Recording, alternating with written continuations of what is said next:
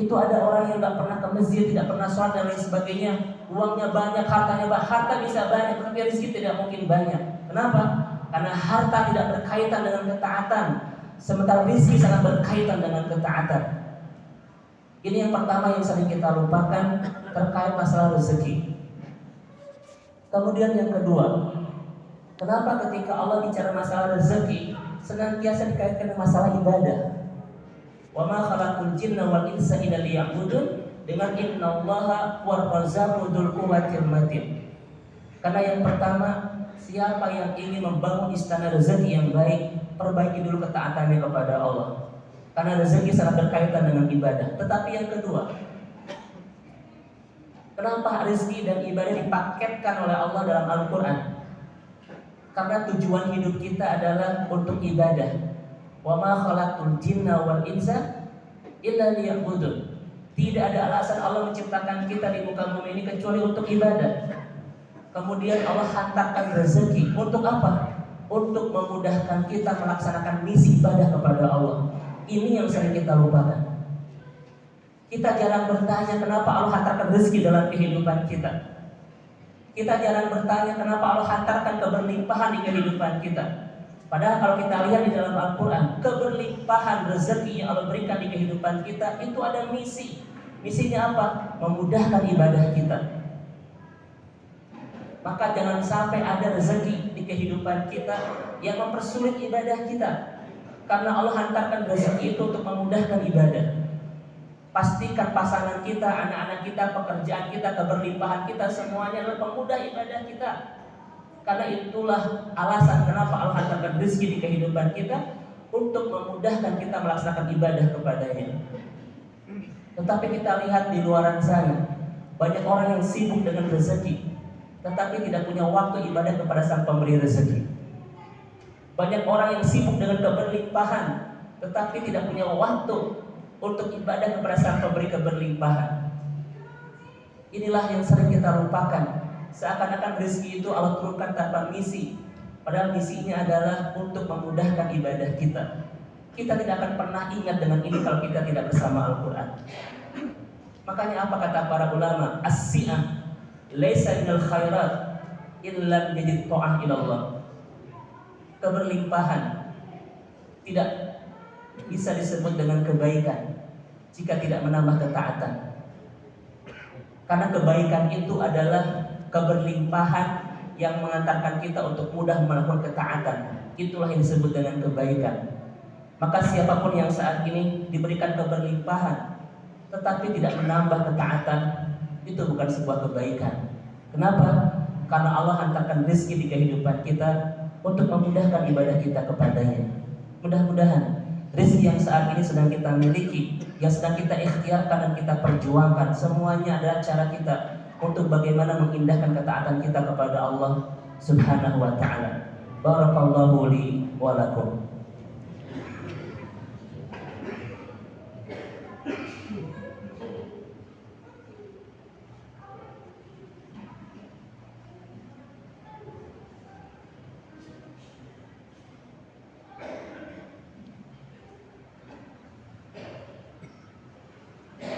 Alhamdulillahirabbil alamin. Hamdan katsiran kama amat. Hamdan yanbaghi li jalali wajhikal karim wa 'azimi sultanik. Wa asyhadu an la ilaha illallah wahdahu la syarika lah. Wa asyhadu anna Muhammadan 'abduhu wa rasuluh al-mab'utsu rahmatan lil alamin. Sedang jemaah semoga Allah rahmati dan Allah berkahi. Kalau kita lihat di surah Al-Baqarah 186 misalnya, Allah mengatakan falyastajibu li wal yu'minu bi. Hendaklah kalian merespon perintahku dan beriman kepadaku. Kenapa Allah Subhanahu wa ta'ala menyuruh kita untuk merespon perintahnya? Jawabannya ada di kalimat sebelumnya, ujibu da'watad da'i idza da'ani. Karena Allah ingin cepat merespon doa-doa kita. Kenapa Allah menyuruh kita untuk merespon perintah-perintahnya? Karena Allah ingin merespon doa-doa kita. Maka cepat dan lambatnya Allah merespon doa-doa kita berbanding lurus dengan cepat dan lambatnya kita merespon perintah Allah Subhanahu wa ta'ala. Makanya ulama mengatakan aksiru sujud fatahaqqaqa qulul amal. Perbanyaklah bersujud agar banyak keinginan kita yang cepat terwujud. Kecepatan dan keterlambatan pewujudan keinginan kita di kehidupan ini sangat bergantung kepada secepat dan selamat apakah kita untuk merespon perintah-perintah Allah Subhanahu wa taala. Ini menunjukkan kepada kita bahwa rezeki sangat berkaitan dengan keindahan ketaatan kita kepada Allah. Maka seakan-akan ulama mengatakan kepada kita, bahan dasar untuk membangun istana rezeki di kehidupan ini adalah bahan dasar itu bernama ketaatan.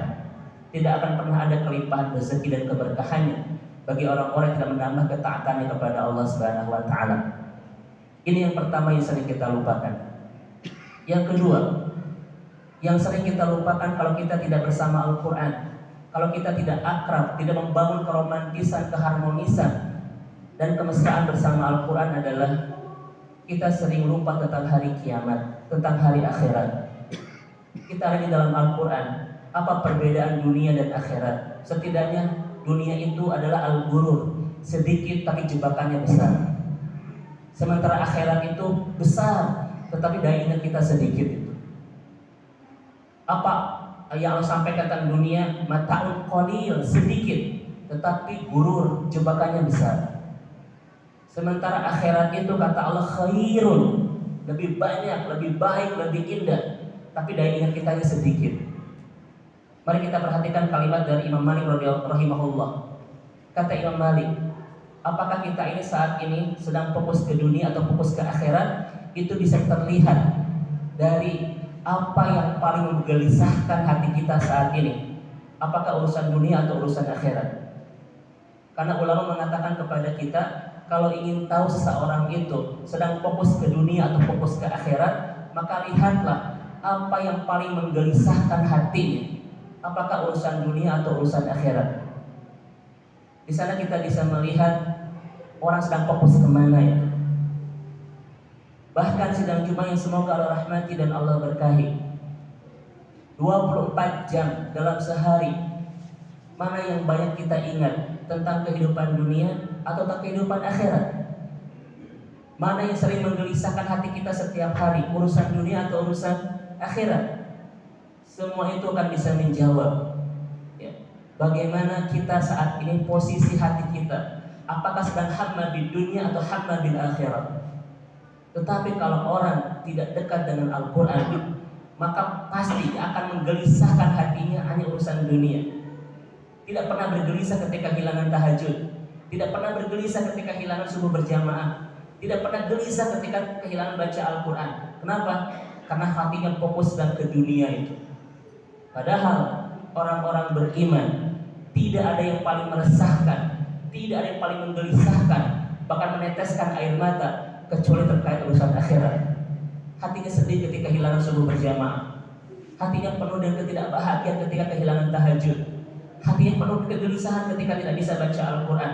Sebagian para sahabat Rasulullah SAW meneteskan air mata. Bahkan Hadi bin Asim itu pernah kehilangan sholat berjamaah. Dia di rumah sholat sendirian dengan tetesan air mata. Ditanya sama istrinya, kenapa sampai menangis begitu? Karena merasa bersedih kehilangan akhirat sholat berjamaah itu. Luar biasa. Oleh karena itu, sidang Jumat semoga senantiasa dirahmati dan diberkahi Allah Subhanahu wa taala. Kata Rasulullah, siapa orang yang paling cerdas itu? Ternyata Al-Quran dan hadis Rasulullah memberikan rumusan kepada kita. Siapa orang yang paling cerdas itu? Kata Rasulullah adalah aktsaruhum lil mauti dzikran. Orang yang paling banyak ingat dengan kematian. Kenapa orang yang cerdas itu orang yang paling banyak ingat dengan kematian? Rasul jawab sendiri, wa ahsanahum lima ba'dahu istihdadan. Karena dia akan paling semangat dan fokus untuk menyiapkan bekal-bekal kepulangan ke akhirat. Siapa yang makin fokus ingat kematian, dia akan makin fokus untuk menyiapkan bekal-bekal kepulangan ke akhirat.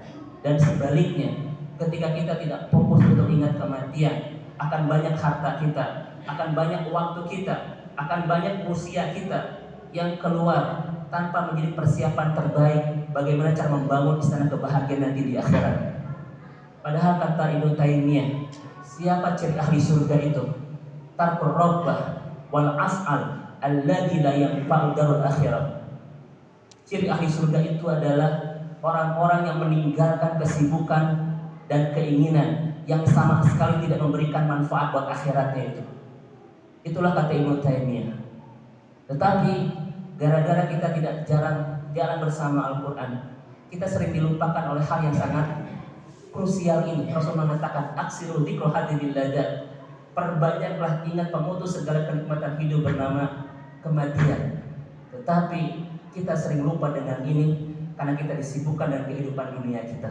Oleh karena itu, sidang Jumat yang semoga Allah rahmati dan Allah berkahi, kalau kita senantiasa bersama Al-Quran, maka rezeki yang kita miliki, kita akan betul-betul mempersembahkan menjadi jalan terbaik kita untuk memudahkan ketaatan kepada Allah Subhanahu wa Ta'ala. Kalau kita senantiasa akrab, romantis dan harmonis bersama Al-Quran, dunia ini kita maksimalkan semaksimal mungkin untuk menjadi kendaraan mengantarkan kita nanti bahagia di akhirat. Inilah ciri orang-orang yang senantiasa dekat, yang senantiasa bersama Al-Quran. Rezekinya dia pakai untuk membangun istana kebahagiaan nanti di akhirat, dan dunianya dieksploitasi semaksimal mungkin untuk menjadi jembatan yang bisa menghubungkan dia dengan kehidupan penuh kebahagiaan tak berkesudahan nanti di akhirat. Mudah-mudahan semua itu adalah kita semua. Mudah-mudahan Allah Subhanahu wa Ta'ala memberikan kesempatan kepada kita semua untuk menjadikan rezeki yang kita saat ini kita miliki untuk bisa menjadi kendaraan yang indah yang mengantarkan kita mendapatkan kebahagiaan tak berkesudahan nanti di akhirat.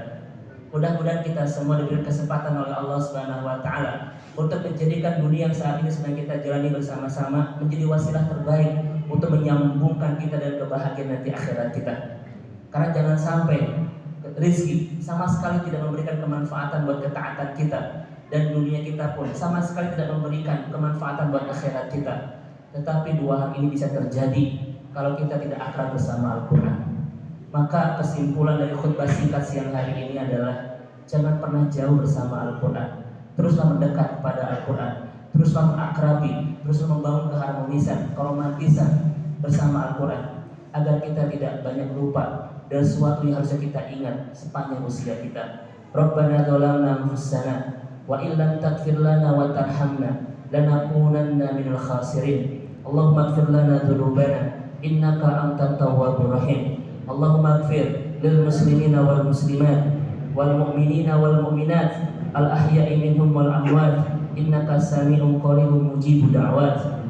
Allahumma ansurna fa innaka khairun nasirin waftah lana fa innaka khairul fatihin waghfir lana fa innaka khairul ghafirin warhamna fa innaka khairur rahimin warzuqna fa innaka khairur raziqin wahdina wa najina minal qawmidh dhalimin wal kafirin. Rabbana hab lana min azwajina wa dhurriyyatina qurrata a'yun waj'alna lil muttaqina imama. Allahumma arzuqna imaman 'adilan na'buduhu bi imamatihi. Allahumma ansur Islam wal muslimin. Allahumma ansur ikhwana fi kulli buldanil Islam. Allahumma ansur ikhwana fi Palestin, fi Suriah, fi Indonesia wa fi kulli makan ya Allah. Allahumma izzal Islam wal muslimin wa adilla syirka wal musyrikin wa damir a'da'ad-din waj'al da'atu 'alaihim ya rabbal alamin. Innaka rabbuna 'ala kulli syai'in qadir. Rabbana atina fid dunya hasanah wa fil akhirati hasanah wa qina 'adzabannar. Assalamualaikum warahmatullahi wabarakatuh.